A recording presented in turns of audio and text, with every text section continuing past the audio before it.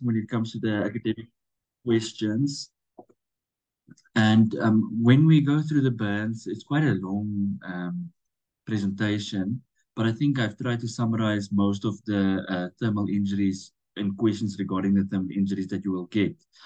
Please stop me as we go, because you'll see that we're going to move from topics very quickly. So if there are questions, let's rather address them. Unless it's more general questions, then we can address them at the end. I might not see the hands going up, but I'll ask Dr. Ndlovu just to keep an eye out for any hands that are raised. Cool. So then I'm going to start. As you can see, we're talking about burns tonight, and burns is a very common unspecified pandemic in South Africa as well. Let's see if I can't move on. So this is the definition. I got the definition from the South African Burn Society and the International Burns Society of Australasia. Most of our burns guidelines are adapted from Australasia. So burns, by definition, is tissue destruction caused by contact with either heat, electrical current, radiation, and chemical agents. So where do we worry? At what temperature? What is to what? So less than 44 degrees Celsius generally can be well tolerated for long periods of time, especially in adults, but more than 60 degrees Celsius makes proteins to denaturate in tissue. So what do you get? You get this burn progression with necrosis and apoptosis. So the necrosis is a passive process. It's the denaturing of the lipids and the proteins, the bilateral, the bilayer and the ATP enzymes that are all proteins in the cells, and that cause cell swelling with loss of the energy stores and a massive release of inflammatory mediators.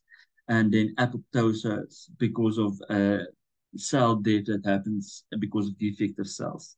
So that's the definition for burns. So what are we looking at? So someone has come up with this theory, Jackson's theory, about why burns are important to treat in the first 24 hours and what are we treating. So Jackson has decided that there's 3 zones when it comes to a burn. As you can see that there's a zone of coagulation, zone of stasis, and zone of hyperemia. The zone of coagulation, as you remember from the previous slide, is where the proteins have denatured as well. You can think of this area as the same part as a stroke, an ischemic stroke. There's nothing that we can do about that area. It has died off. It's gone. There's no function to return there. But then we get the zone of hyperemia. That's the other end. So there's increased inflammatory mediators in this area. There is a lot of blood flow going on here. So this area is quite well vascularized. And then you get this place in between, the zone of stasis. Also, you can compare this with the penumbra when it comes to an ischemic stroke. So this is the area that we want to try to preserve. So this zone of stasis can either go to coagulation or it can heal and go to the zone of hyperemia.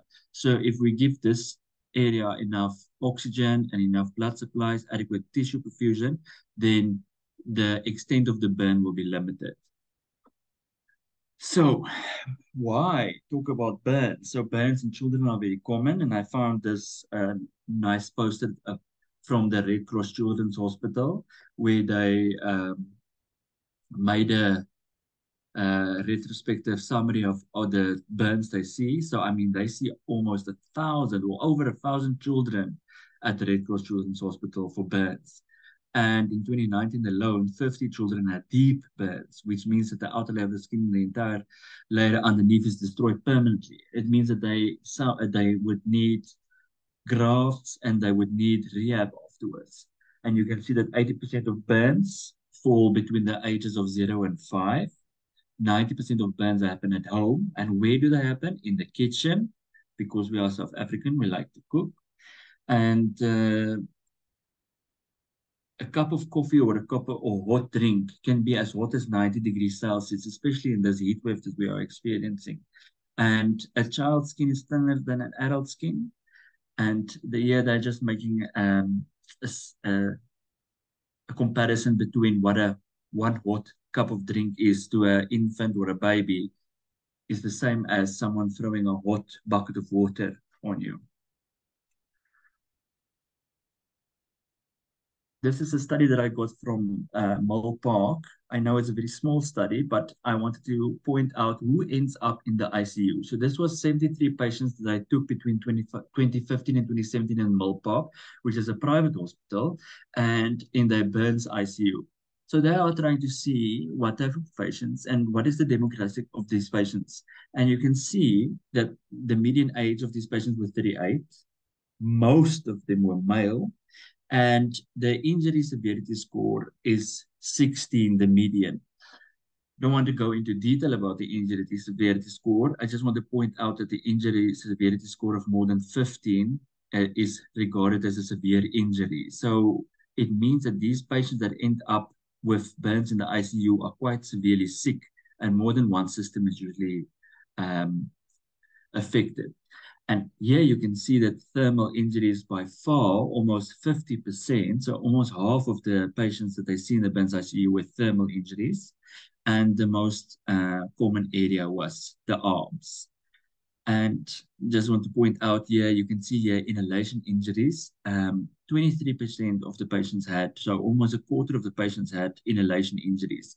So we always have to keep that at the back of our mind when we see these burns patients. All right, and then here you can see that the median total body surface area was 20%.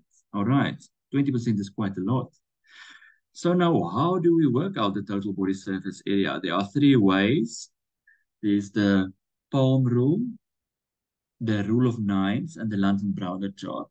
So I want to point out that the palm rule means that you're not just using the patient's palm, it's actually someone's surname. So you have to use the whole hand of the patient, not your hand, the patient's hand. And that's how you work out if you have patchy burns. The rule of nine is a very rough estimate about what the percentage of burns is. And I've seen that inter-observer studies showed that the rule of nine is the worst when it comes to guessing how much burns there are. As you can see, because how do you differentiate between like a patchy burn in the right upper chest or left flank? Do you make it 9%? Do you make it half of that? So that's why they came up with the London-Browder chart. So they realized that the London-Browder chart is the most uh, common, correct, and acceptable way of healthcare workers speaking to each other when it comes to burns. And as you can see here, you can color in what areas are affected, and then you work out.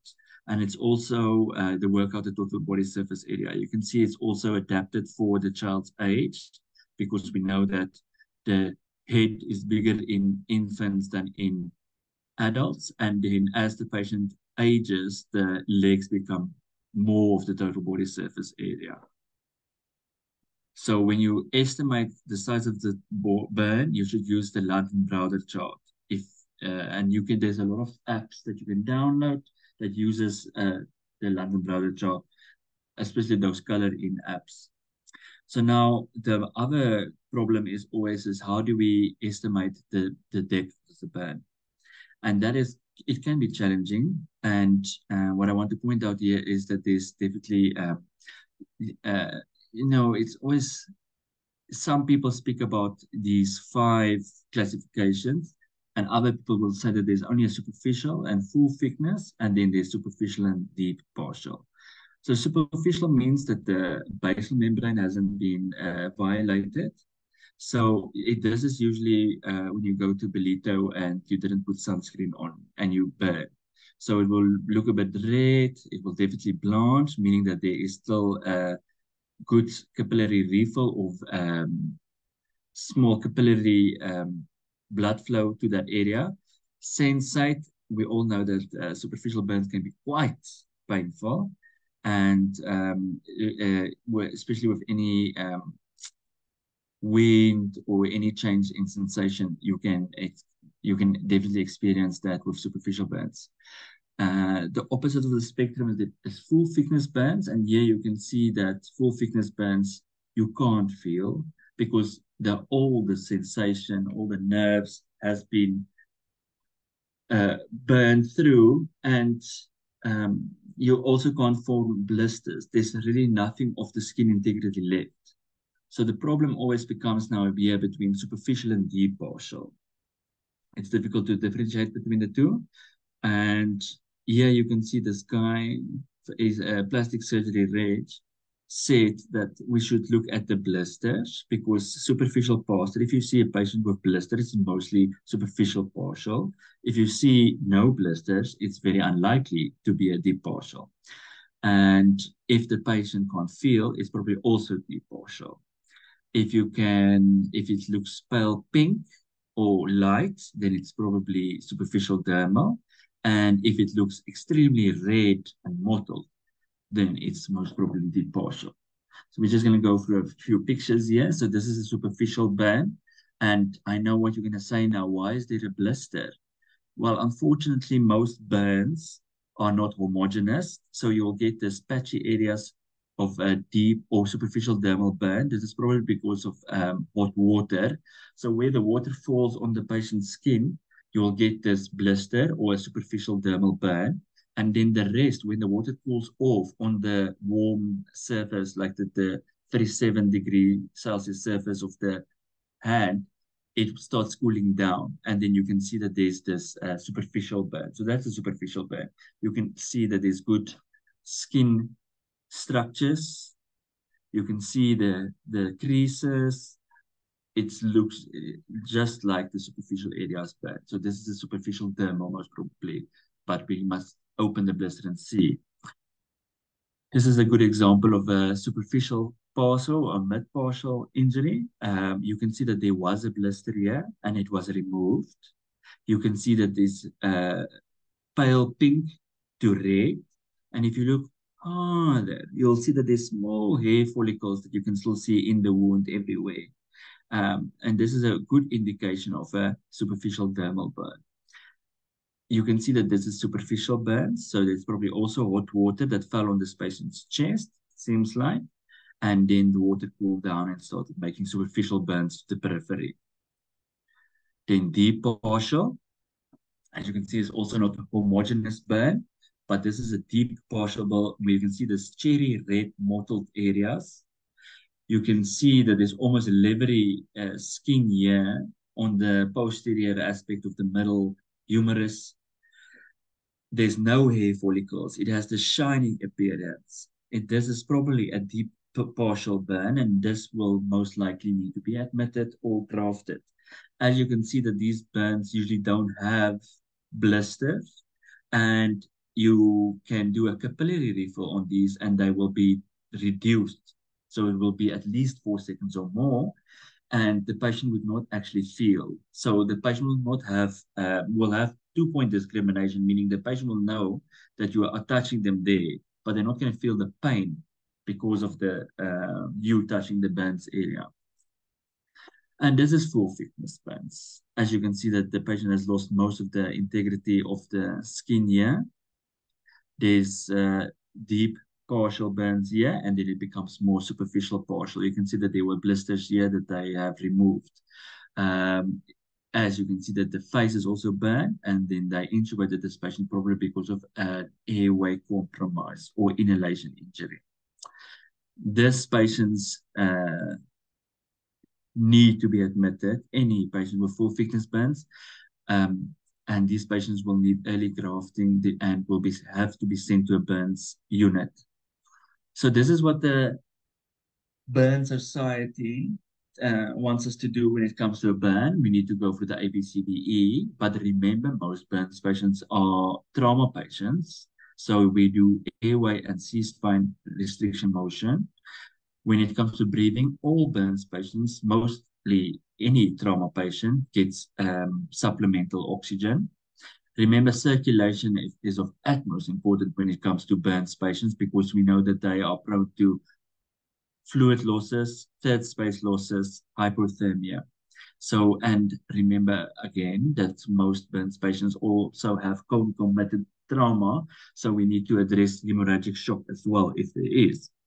And IV access could be challenging sometimes when there is not a lot of skin left.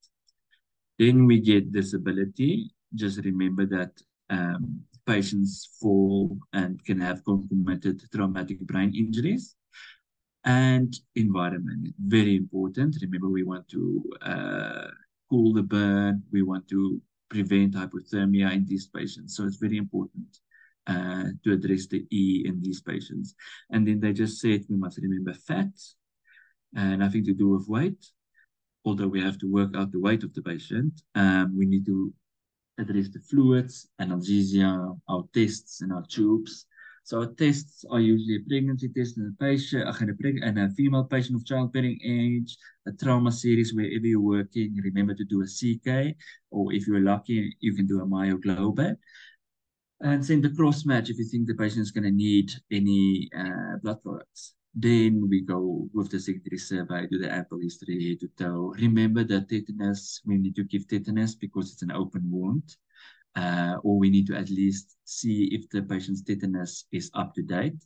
And documentation is very important because you might be the first patient, first point of care for this patient, and your London Brother chart is the London Brother chart that they're going to use for future reference to see if that zone of coagulation and zone of stasis has become worse. Just a reminder of the ABCDE that we need to go through. Very important, C-spine motion restriction. These are trauma patients, unless we know that it's not a reason for there's no indication for C-spine protection.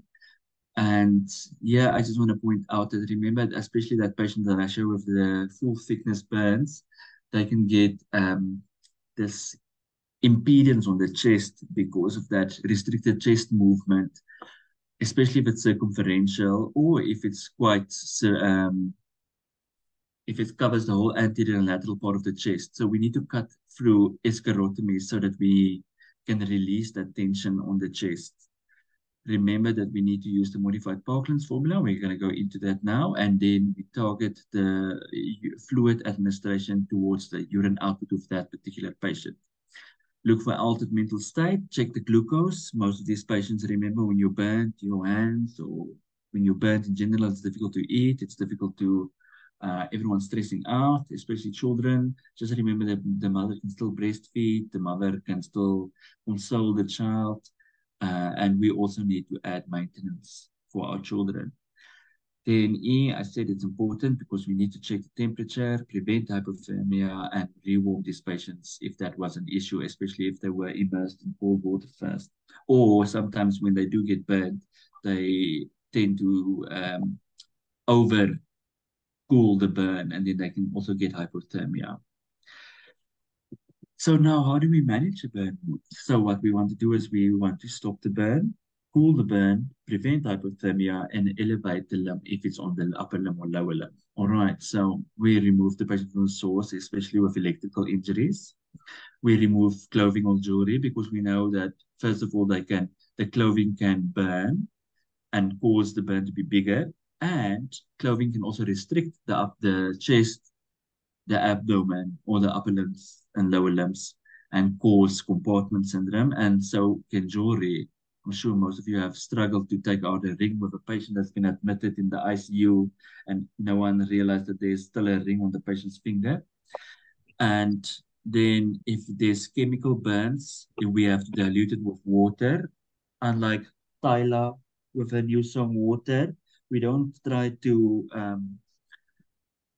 neutralize the burn because it will cause an exothermic reaction and it will actually worsen your burn. So what we only, with any chemical burn, we dilute with water. So stop the burn, cool the burn.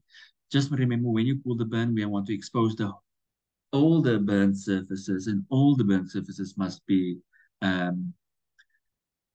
exposed to cool running water. And a lot of studies has been done about what type of water to use, and they actually realized that tap water is more than enough. It's shown to be actually superior to any other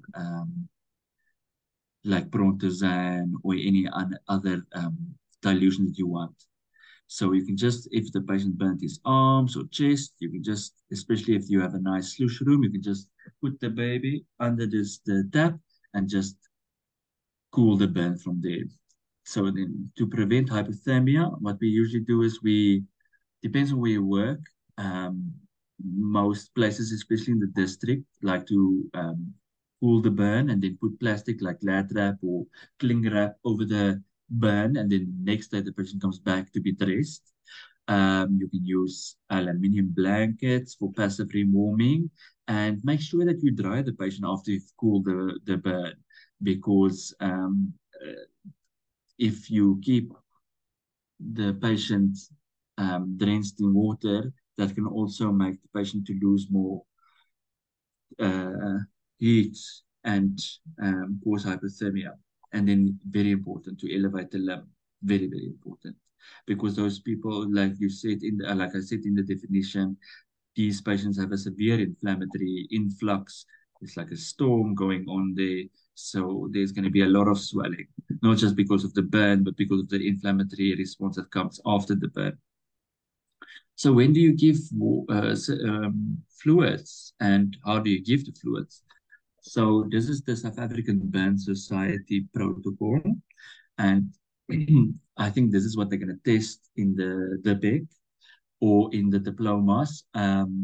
But you can, obviously in practice, you can modify this towards what your burns center you refer to, or where whoever looks after the burns, you can adjust it to that. But I think the book answer should be this one, and this is the South African Burn Society answer.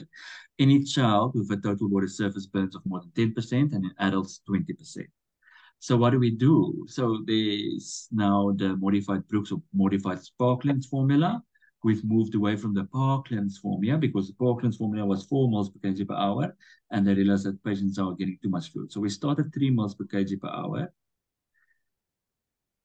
It's actually 3 moles per kg per total body surface area. I made a mistake there. Sorry. Just check at this picture here. So it's 2 to 3, 4 mils. That was the old Parklands formula. So we use 3 mils times weight times total body surface area. And just remember, when you work out the total body surface area, we don't add the superficial burns. So all those burns area that looks like sunburns, or where you can see that there's good skin integrity still, we don't count that. We only count from superficial dermal and more. Just remember, this is only resuscitation fluid. We still have to give the patient, especially the pediatric patient, maintenance, and we usually work out maintenance according to the 4-to-1 rule, giving the 4 mils per kg per hour for the first 10 kgs, and then 20 mils per kg for the next 10 kgs, and then for every kg after that, we give 1 mil per kg per hour. So resus plus maintenance. And remember that patients can have concomitant comorbidities like gastro, they can have trauma, so we have to replace whatever they lose at the 1-to-1 ratio. So you can see, especially in pediatric patients, there's a lot of fluids that are going in. So how do we know that we're giving too much or too little? So we have to target the urine output, because this is just the starting point.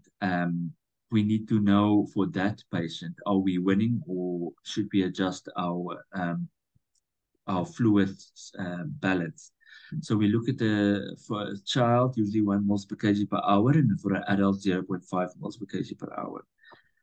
So the general rule is that if the patient does not have that in the next 2 or 4 hours, depending on how often you're going to look at the urine output, we understand that not all burn patients are admitted to the ICU, and they're usually in the ED waiting there to be transferred to the burn center. So you can check it every 2 or every 4 hours. And if you see that you are under resuscitating, then you can add 25% of your Parklands formula. If you feel like the patient is having a lot of urine output, more than 1 mol per kg per hour in a child, then you can decrease it with 25%.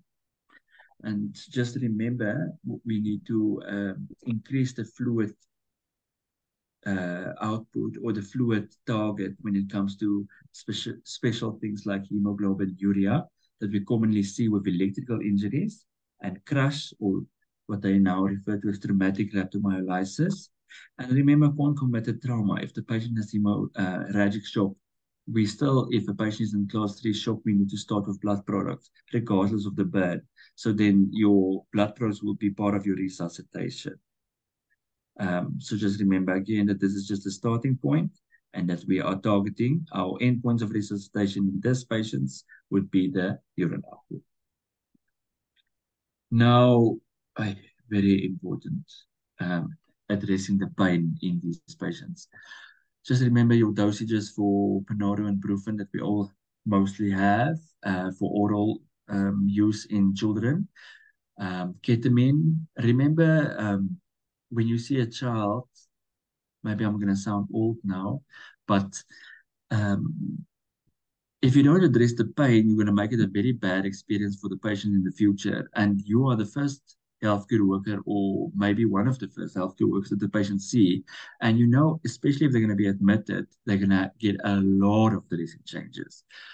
Sometimes they have dressing changes on alternate days. Sometimes they have dressing changes every 4 to 5 days. And you are going to be either the reason they like being in hospital, or you're gonna be the reason why they're not gonna like the next doctor.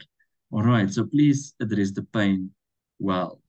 Um, some people do like using ketamine orally and IM. Um, Not a fan. I prefer to sometimes rather put up a drip. You're gonna give if the patient's gonna be admitted, you are gonna put an IV line and give fluid. Might as well give the ketamine IV. Just remember the dormicum dose as well, and don't forget distraction techniques. When you have the mother, treat the child on the mother's lap, or if the child, or if you have data and you're not restricted there, put some cocoa melon on for the child. It really helps your um, management of these patients. So where do we refer? So this is exactly taken out from the South African Burn Society. So this is our protocol.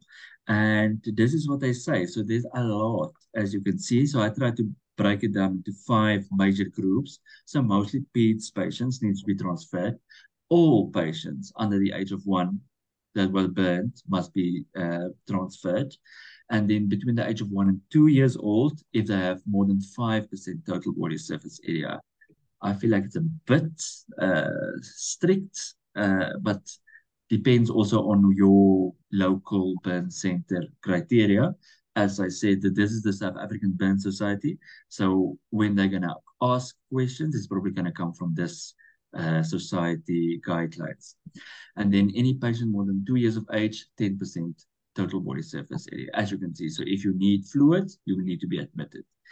Then if there's burns specific indications, that these are the ones that sustain deep partial thickness burns of any size, because they need to be grafted. And these patients, and we remember there is now a zone of coagulation, so we need to take care of the zone of stasis.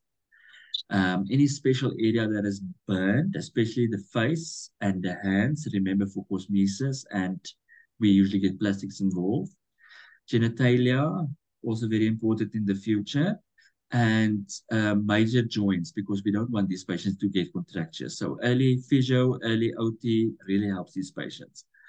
Electrical burns need to be admitted, especially at least for 6 hours observation in the ED, or 24 hours somewhere in a short stay ward.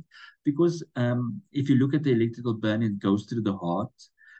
Sometimes someone touched the live cable and then it went out either in the buttocks because the patient fell backwards, or it went out in the feet. So you'll see these small deep dermal burns on the hands and the feet or the buttock, but that current has gone through the heart if that is the trajectory. So you need to monitor the C case and the cardiac specific troponins if you have. And we also need to check for rhythms. So they have said that VF is the most common rhythm with electrical burns, and it's usually immediately. So the patients that make it to hospital that actually still has a pulse and were resuscitated, they're usually fine. So we must at least take care of them for 6 hours, but we can push it up to 24 hours, especially if there's a high risk. Then chemical burns, we need to refer because they're usually extensive and deep and there's associated trauma. And then inhalation burns because we're probably intubating these patients or having some sort of airway intervention for these type of patients. Then burns and comorbidities. So not that I'm saying that pregnancy is a comorbidity. I'm just like trying to add it here so that you can look, so that you can remember the five groups. So burns with trauma, burns with medical conditions like heart failure, diabetes that's not controlled, burns with a non-accidental injury. And just remember, it's not just pediatric patients nowadays. We get the machinishas. The geriatric patients are also being abused, and the pregnant patient. And then the last is if there's too much burns. So let's say you work in a district hospital and there's really no capabilities, there's no dressings, there's nothing, then you should at least speak to your referring burn center for advice. And if the burns are old, because those burns need to be debrided before we can, or the burn center can treat and dress them. So are we still all together? Is there any questions? No, nothing yet. So now I just want to go through inhalation injuries. We always just remember inhalation areas above the larynx because these patients, they are very obtundant. They look like they're hoarse. When the voice is hoarse, they look uncomfortable. So we tend to always remember them and we try to intubate them early because we don't want to lose that airway. But we forget that there's two other areas that can also be affected when it comes to burn patients. And this is the areas, what they say is above the vocal cords, below the vocal cords, and then systemic intoxication.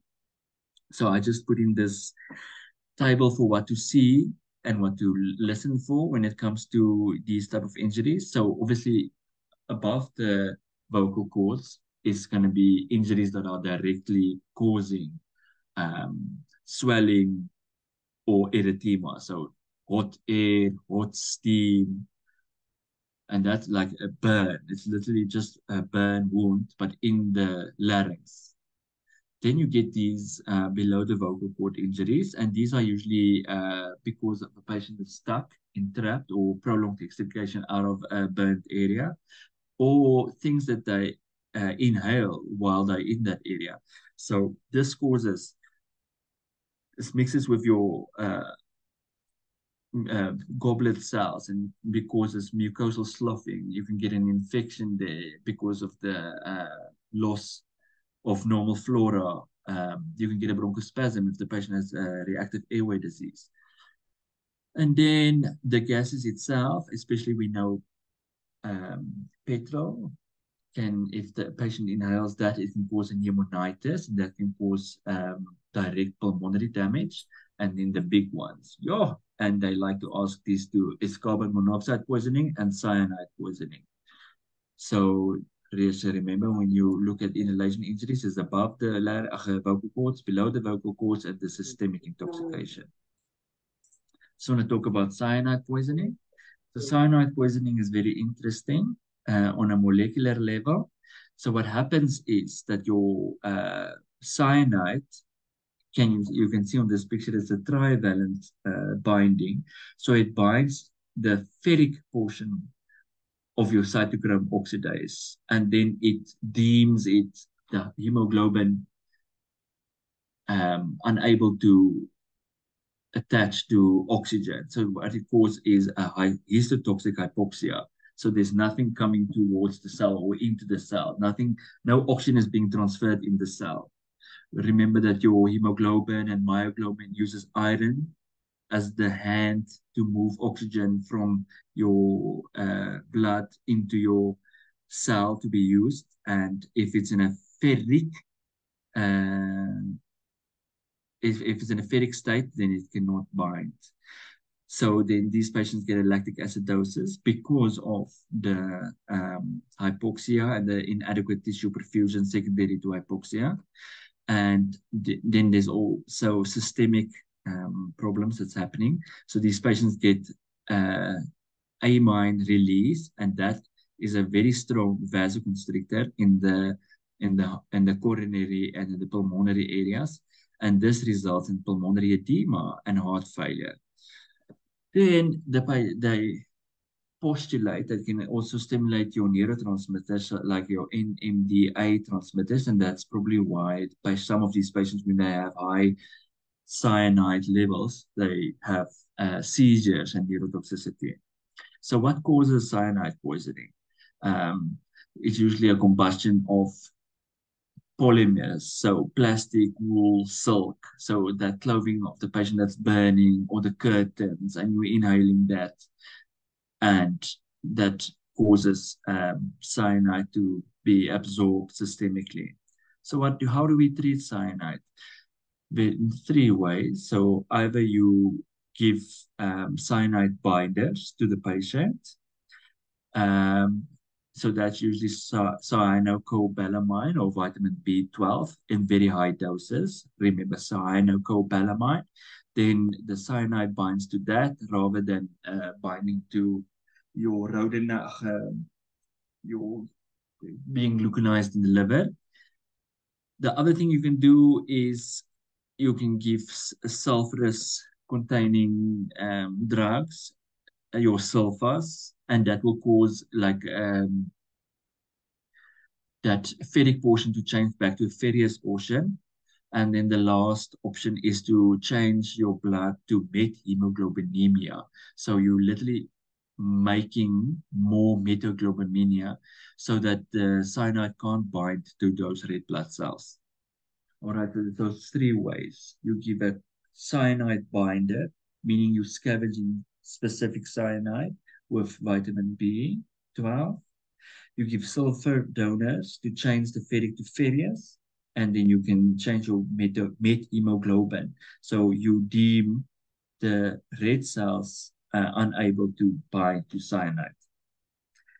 All right. Carbon monoxide poisoning. Shame, it's very sad. This is a picture from This Is Us. The father that died because he sustained carbon monoxide poisoning. So how does it happen? It's also a type of histotoxic hypoxia. What happens is that carbon monoxide, not CO2, one monoxide, has a 210 but to 250, depends on what book you read, affinity for hemoglobin, more than oxygen. So if there's going to be a fight between oxygen and carbon monoxide for binding to hemoglobin, carbon monoxide is going to win 210 to 240 times. So what happens then is that your hemoglobin in your red blood cells can't bind to oxygen, and then it loses the oxygen carrying capacity. This leads to your histotoxic hypoxia, just like cyanide, just a different way. And it causes ischemic injury because of inadequate tissue perfusion, and that causes a lactic acidosis. They postulate that the carbon monoxide can also bind directly to intracellular cytochromes, and that can impair the aerobic metabolism. But this is definitely, this point is definitely the most common reason. So how do you get carbon monoxide poisoning? Yeah, so this is usually combustion of carbon, and all organic material has carbon. So it is usually when something burns down and you're trapped in it, or you took very long to be extricated from that area and you inhaled a lot of whatever was burning. So we must always have a high risk in suicidal patients. Not something that we see very common in the Free State. I don't know about the Eastern Cape, but back in the day, it was a big problem where people try to inhale the exhaust fumes from the vehicles, and that was a suicidal attempt, and that caused a lot of carbon monoxide poisoning. And just remember that some patients already have a high level of carbon monoxide poisoning, or carbon monoxide as a percentage in their blood. And these are smokers and the spray painters. As you can see here at this table, carbon monoxide. So how do you test for carbon monoxide is co-oximetry. So some blood gas machines have co-oximetry. When you look at the blood gas, it tells you that 96%, or let's say 96% of the HB was bind to oxygen. So then you must know that something else was binding the other 4%. So if you see the SATs is 100%, but the patient only bind 90% or 94% of oxygen, then you know something else is binding the rest. And that is how you work it out.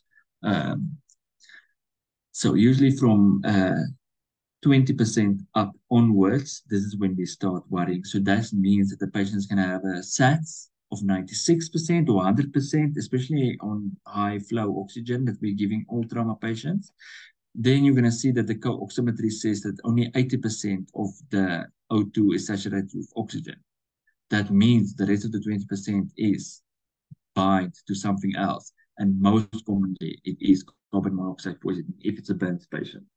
How do we treat them? We treat them with high flow oxygen. We want to literally wash out the lungs and get the CO2 out. And we usually do this for 24 hours. Back in the day, they said only for 6 hours, but they realized that most of those patients died when they got home. So we do 24 hours now. And if it is a high burden, so meaning more than 40%, more than, then we have to start looking at referring a patient to a hyperbaric oxygen center.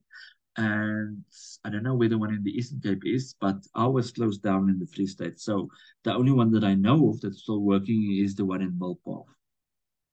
So what hyperbaric oxygen just does is it increases your atmospheric pressure outside by 1. So then it washes out the carbon monoxide. What would have taken 6 hours on high flow is going to take 24 minutes. So now we're going to talk about chemical injuries or chemical burns, and we usually divide them in 2 options, the acidic burns and the alkali burns. And, your grandmother is always going to ask which one is worse. She thinks the acidic burn is the worst, but it's not, actually. It's the alkali burns. It doesn't make sense. But when you have an acidic burn, it causes coagulative necrosis. Also a very common hot topic when it comes to the DIPIC. Coagulative necrosis so means that when the acid falls on your skin, it starts to coagulate those proteins that it gets in contact with. So it means that the burn is not going to be very deep. Where alkali burns causes liquefactive necrosis, it means that as it is burning, it goes deeper and deeper because it liquefies the proteins. So these patients usually come in with through and through transecting burns, like a deep burn on the one side and a small burn on the opposite side of the, if it was on the lower, on the upper limb, because of this alkali burn. And then I just wanted to give you an example. The poster boy for acidic burns is going to be hydrofluoric acid. It's something that they usually use in the industries to clean with. So what happens is the hydrogen ions causes local burn injury, and the free fluoride, because of the high hydrogen and fluoride that is now not bind to each other anymore. The fluoride scavenges all your calcium. And calcium is rich in muscle, in nerve tissue. And what happens is you get this severe hypocalcemia. And we know that hypocalcemia causes a prolonged QT interval. So these patients are all at risk for arrhythmias, especially the VONT phenomena. Then you get the treatment. Okay, so just remember when you give these patients, we don't try to neutralize the acid. We stop the burn, we cool the burn, and we try to wash out. And these patients need to be washed out at least 20 minutes. And you have to give calcium gluconate. So all we do is we want to give it topical because we don't want to replace the calcium at the beginning. We want to give the fluoride calcium that's external to bind to so that it can form its complexes and get out of the system and not use your calcium. And then later you can give IV calcium. If the ionized calcium is really falling low now, talking less than 1, less than 0.8. For alkali burns, it's usually the poster boys, they are cement, tar, and petrol. It just sounds like a recipe for disaster. And these burns, like I said, they burn quite deep. So you need to really wash these patients underwater for more than 20 minutes. And most of these paints are going to need a debridement. Like I said, they go through liquid, take the necrosis. So everything liquefies in the burn path. And let's see what's going on now. Yeah, and that's it. That is my talk. I hope I tried to address everything, and I hope I'm trying to make this topic make more sense. Do you have questions?